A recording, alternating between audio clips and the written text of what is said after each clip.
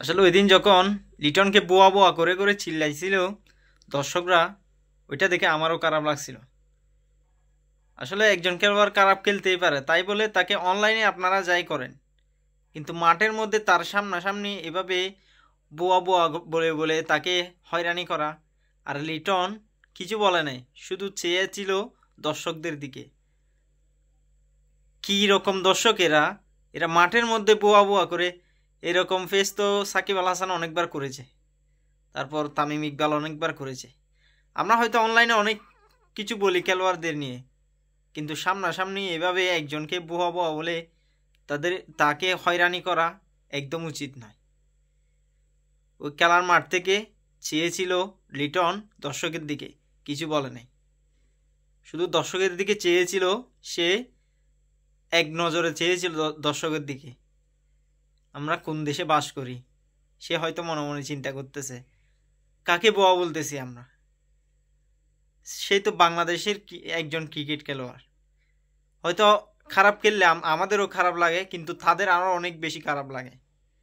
খারাপ খেললে আমরাও হয়তো সমালোচনা করে কয়েকটা কথা বলি খেলোয়াড়দের নিয়ে, কিন্তু দিন শেষে তারাই আমাদের বাংলাদেশের গর্ব, তারাই ক্রিকেটকে এগিয়ে নিয়ে যাচ্ছে।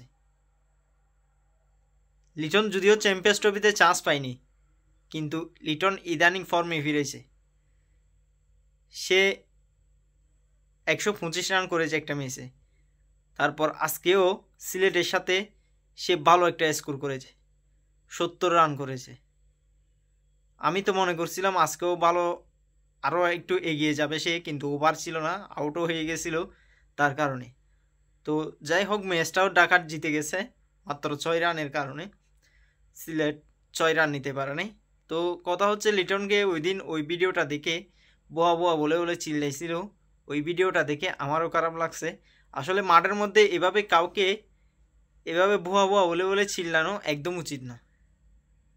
সে বাংলাদেশের একজন খেলোয়াড়। আমরা মাঠের বাইরে অথবা অনলাইনে আমরা যা বলি না কেন, হয়তো এগুলো অনলাইনে যেগুলো বলি এগুলো ওদের কাছেও যায় না, ওরা শুনেও না।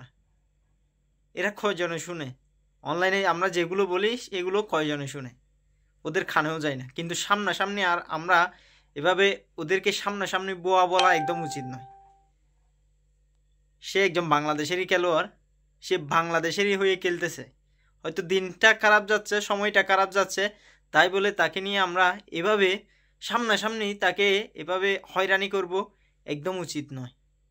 আমরা মাঠের বাইরে যাই করি, অনলাইনে যাই করি, কিন্তু কোনো খেলোয়াড়কে সামনাসামনি এভাবে হয়রানি করা একদম উচিত নয়।